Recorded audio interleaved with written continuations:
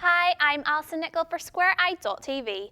Sequels are always a tough beast to tame. For every Toy Story 2, there's a Son of the Mask. There are even some movie follow-ups which never made it off the page, doomed to the list of films that were never meant to be. Here are a few of our favourites.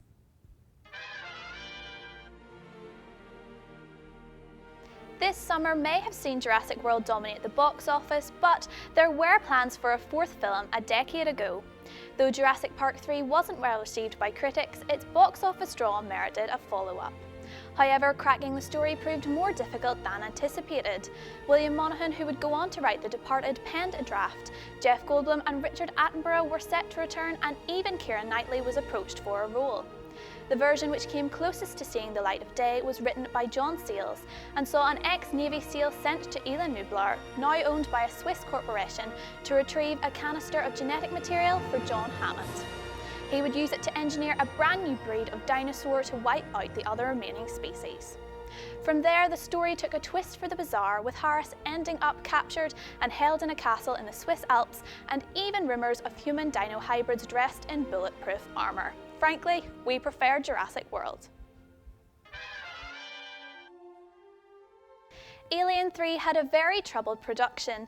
Even the finished product had serious issues, and director David Fincher ended up washing his hands of it.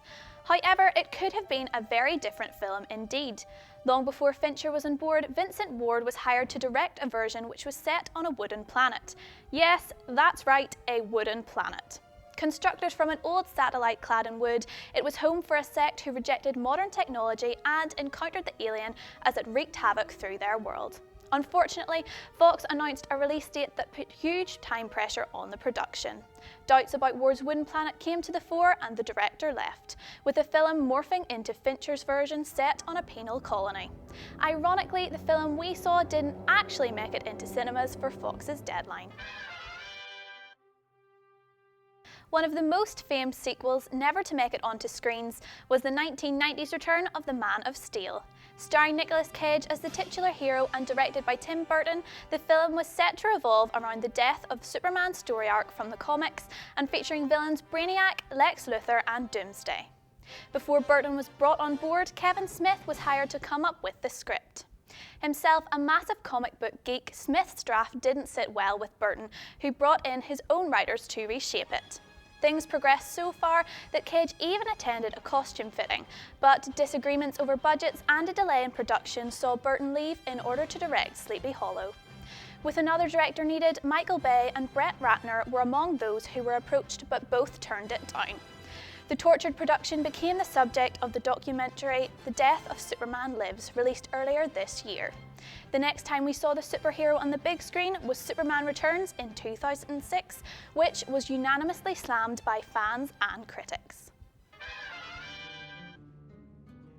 Gladiator, the Ridley Scott-directed, Russell Crowe starring, Oscar-winning swords and sandals epic. It did not need a sequel. Despite Maximus' death, the success of the film earned it a follow-up, with Scott and Crowe asking Nick Cave to write the script. The musician, who would go on to write The Proposition, penned a story in which Maximus was resurrected by the Roman gods to pay for his transgressions against them, and lived as an eternal warrior defending early Christians, fighting in the Second World War and ending up in the modern-day Pentagon. It sounds almost crazy enough to work. Sadly, we'll never get the chance to find out. Given that Twins made over $200 million from a budget of just $18 million, talk of a sequel was always going to follow. Rumours have done the rounds over the years, including one which sees unlikely siblings Arnold Schwarzenegger and Danny DeVito discover that they have another brother. With no word on production for years, it was in an interview on The Howard Stern Show in June this year that Arnie confirmed that the film is still in the works. But who is set to join the duo as the long-lost third brother? Eddie Murphy. We're praying that this one stays unmade until the idea finally dies. That's our list. Head over to our Facebook page and let us know what your favourite unmade sequel idea is. And check out our list of the sequels we wish had never been made at SquareEyed.tv.